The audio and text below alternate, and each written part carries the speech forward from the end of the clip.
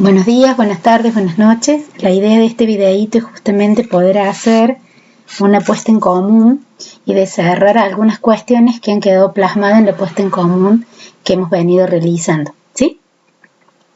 Con respecto al diálogo 1, teníamos que tener presente para poder analizarlo qué opinaba sobre la gestión de cómo llevaba la clase, el docente en la clase, si se podían visualizar los componentes de la situación didáctica y si se producía el proceso de devolución. Fíjense que vamos a ir integrando todo lo que venimos trabajando, o sea, al decirme que si puedo visualizar los componentes de una situación didáctica, pienso o está establecido implícitamente que este extracto del diálogo está dentro o forma parte de una situación didáctica, ¿sí?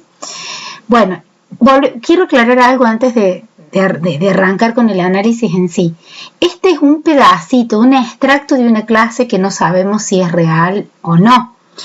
Probablemente, si fuera real, capaz que la docente, muchos de ustedes han puesto que en realidad gestionó mal la clase, que no permitió un montón de cosas.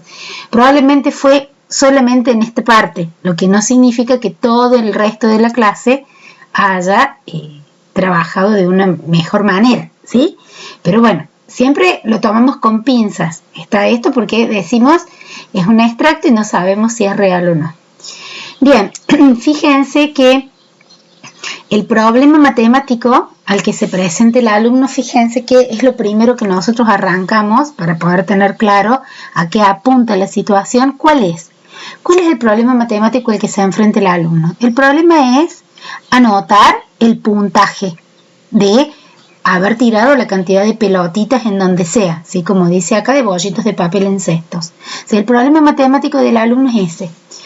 Si bien es cierto, para poder escribir los números, los chicos tienen que saber conocer los números, probablemente lo que la seño está pensando es que se apoyen tanto en la numeración oral como escrita para poder hacerlo. Entonces, la necesidad del conocimiento no es que se sepan escribir todos los números hasta el 78, ¿sí? Sino que sepan o tengan noción de la numeración escrita y la numeración oral y que justamente puedan utilizar ambas, ¿sí? Puedan encontrar las regularidades, los nexos, lo que une a la oral con la escrita para poder escribir los números, ¿sí? Fíjense que tienen que pasar los secretarios. Uno dice que un equipo sacó 12, uno le dice sacamos 12, Julián, que es el secretario, escribe el 12, y cuando llegan al equipo verde tenía que escribir el 27. La docente pregunta ¿cuántos sacaron? Los chicos dicen 27. La secretaria, la nena, es ella está consciente de lo que sabe y de lo que no sabe. Ella dice, no sé escribir el 27. La docente dice, ¿la pueden ayudar? O sea, esa intervención, esa pregunta está bien, porque dice, bueno, a ver, la van a ayudar. Entonces los chicos que dicen, un 2 y un 7. La nena que escribe este número, el 72. Y los chicos dicen, no, escribiste el 72. Esta pregunta es la que, como quien dice, mata toda la intervención. ¿Qué dice? Los chicos te dijeron primero el 2 y luego el 7. Lo pusiste al revés. Y la nena, ¿qué hace? Lo cambia. ¿Por qué lo cambia ahí? Porque la seño es la que lo dijo. ¿Está? Esta pregunta es como clave. Es la que no permite, ¿sí?, este concepto de devolución. Bueno, acá estaría la intervención docente en cuanto al saber. O sea, la docente le termina diciendo a la nena justamente lo que la nena sola o con ayuda de los otros tenía que aprender. Y tampoco, como han dicho, permite hacer o te permite producir esto que le llaman la devolución, que es que el alumno se haga cargo de la resolución del problema. ¿A través de qué? Del medio que lo ayuda. Fíjense acá, ¿quién es el medio? El medio son, como ustedes han puesto, los alumnos, que no lo podemos sacar de esto, y obviamente el medio, que uno va a decir que es y la numeración oral y la numeración escrita. Fíjense que es la numeración oral y la numeración escrita la que deberían sancionar a la nena. ¿Cómo? Y a través de la no intervención docente en cuanto al saber. A ver, si la señorita le hubiera dicho, cuando ella escribe el 72, les dice, a ver chicos, ¿están de acuerdo? No, pero ¿por qué no? Y porque ahí dice 72. A ver, ¿y de dónde sacan ustedes que el 7 va a ir adelante? Entonces probablemente los chicos digan, y porque 70 te dice que empieza con 7, y ahí empiezan a establecer relaciones entre la numeración escrita y la numeración oral. Entonces podrían haber continuado más allá de que no sea los puntajes, decir, a ver, y si me hubiera salido, yo tuviera que escribir 42, ¿cómo puedo hacer para darme cuenta cómo lo escribo? Y porque vos decís 40 y el 40 es como si dijeras 4 o te suena a 4. Entonces, ese tipo de preguntas están correctas dentro de la no intervención docente, porque con esas preguntas, como ustedes habían dicho en clases anteriores, el docente lo va guiando al alumno, pero sin decirle, sí, el 7 tiene que ir adelante, el 2 tiene que ir atrás. Lo va guiando para que él se haga cargo de su conocimiento y de que pueda escribir con todas estas preguntas y con esta ayuda entre la numeración oral y la numeración escrita se produzca el proceso de devolución, ¿sí? Así que bueno, ahí tendríamos como un análisis más completo. En el caso del diálogo 2, cuenta del juego El más grande gana, que es en realidad el juego de la guerra, que también lo vamos a analizar en profundidad en este módulo, y que, bueno, se dan las reglas del juego, y la idea es que obviamente si hay un empate con cartas de mayor valor, es que se produce la guerra. Lógicamente, lo más lindo de este juego es poder hacer la guerra. Entonces, a ver, fíjense que acá en el texto también es cortito, dice, el niño termina de repartir y comienza el juego, todos a la vez, 1, 2, 3, dan vuelta las cartas en forma simultánea y las cartas que salen son 3, 2, 1 y 6. Observen y miran cuál es el mayor. Lógicamente acá, ¿cuál es el problema matemático? ¿Cuál es el problema matemático de esta actividad?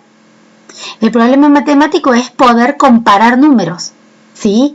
Lógicamente los alumnos deben tener conocimiento de los números, ¿sí?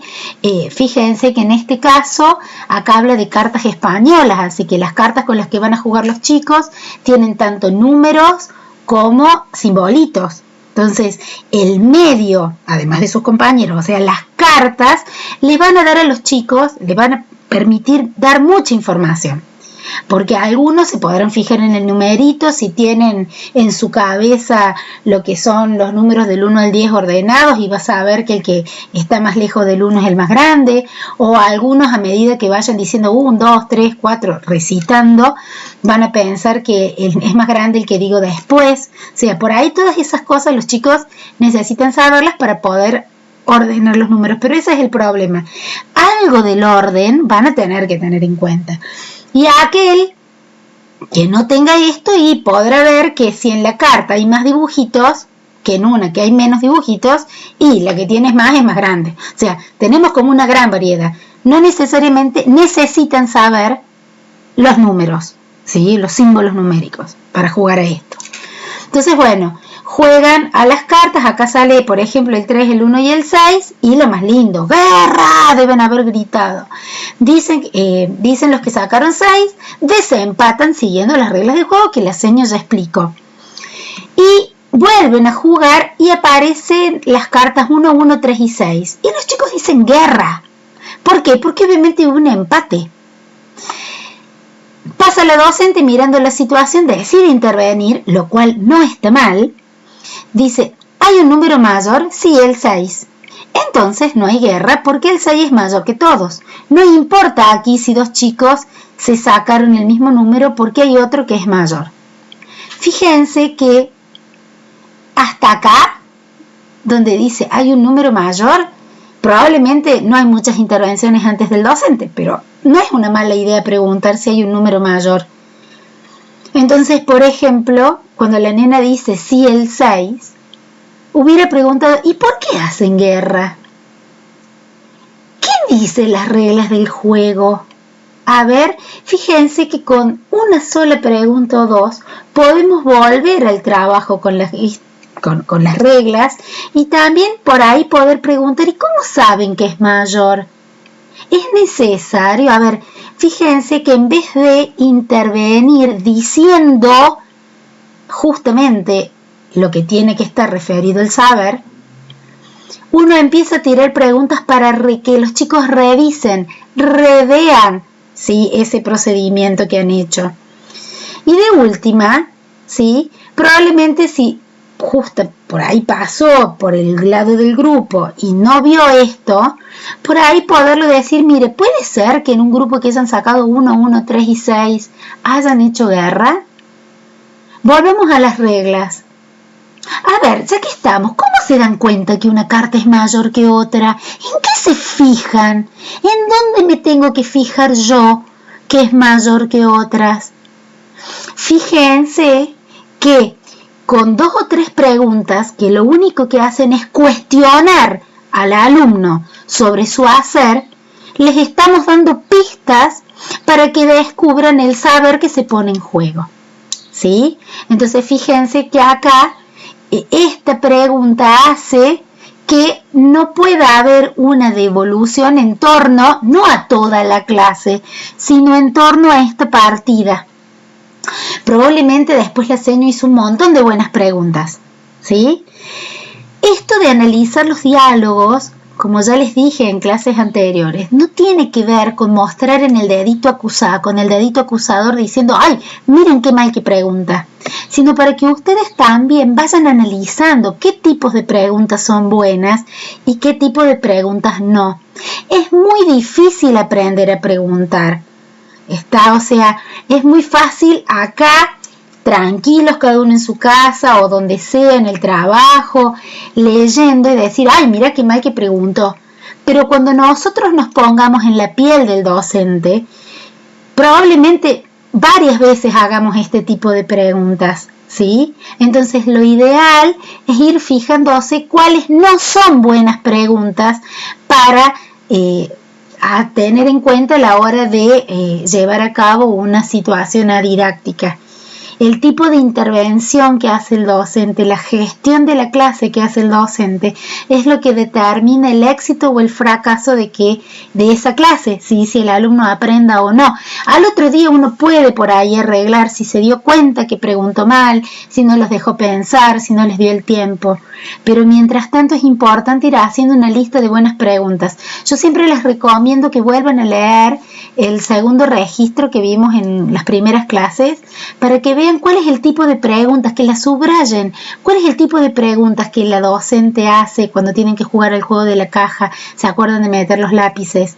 ¿Por qué? Porque son buenas preguntas, si bien es cierto son preguntas abiertas, pero son preguntas que al alumno lo hacen recapacitar sobre su actuar. Y eso forma parte de una buena no intervención docente, ¿sí? Bueno, y por último, el diálogo número 3 es bastante distinto a los anteriores, ¿sí? Principalmente, acá también, el objetivo de la clase es, en este caso, cómo escribir de manera simbólica, o sea, a través de la numeración escrita, números de 4 cifras, ¿sí? Entonces, un nene, ante el dictado del 1347, lo escribe así. Alguien dice, para mí no se escribe así. A ver, ¿por qué? ¿Por qué no es así? Y la nena escribe 1000 y el 347, o sea, escribe este número. Que desde la oralidad tiene mucho sentido. Desde la oralidad. Y para alguien que todavía no está teniendo claro la posicionalidad o no de estos sistemas de numeración, ¿sí? Entonces, dice, la docente frente a esta escritura no convencional realiza una intervención dirigida a encuadrar ese número entre el 1000 y el 2000 y provocar el análisis de la cantidad de cifras. Entonces ahí el docente interviene pero interviene no en cuanto al saber, porque no le dice, no, está mal escrito, es el 1, el 3, el 4 y el 7, sino que lo que le propone es que escriba 2 nudos. ¿Se acuerdan que habíamos dicho que los nudos eran los que terminaban con 0, los números que terminaban con 0? Justamente que son sencillos de escribir para los chicos. Y les da el 1000 y el 2000. Y ella tiene que empezar a jugar que el 1300 no sé cuánto es más grande que uno, más chico que el otro. Pero lógicamente, este número, desde la escritura, es mucho más grande que el 2000. ¿Por qué? Porque tiene más números, dirían los chicos. Si yo tengo que cotejar, a ver, vamos a hacerlo así. Y a mí me preguntan, sin saberlo leer, ¿qué número es más grande? ¿Este o este? Y yo digo este, porque es más largo. Y es correcto. Pero la nena, desde la oralidad, sabe que este número es este, 1347. Y sabe que el 1300 está antes que el 2000. Por lo tanto, este número no puede ser más chico que el 2000, porque tiene más números. Y ahí entra la contradicción. Yo sé desde la oralidad que el 1300 es más chico que el 2000, pero desde mi escritura no puede serlo. Entonces, esta intervención que hace la docente de poder encuadrar el número 1347 entre el 1000 y el 2000, le empieza a generar dudas al alumno sobre cómo se escribe. Evidentemente, así no. Y como después bien dice el registro,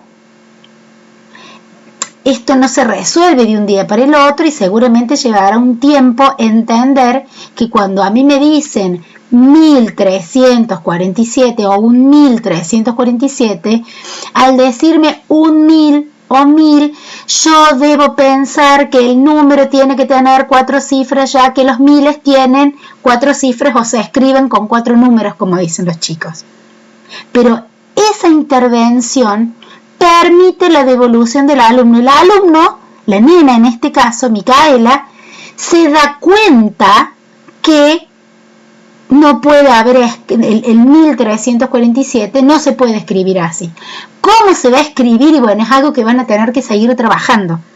Pero al menos esa intervención permite que la alumna se dé cuenta de su error y empiece a entablar relaciones entre lo que dice y lo que escribe de manera numérica. Espero que el video les haya sido útil.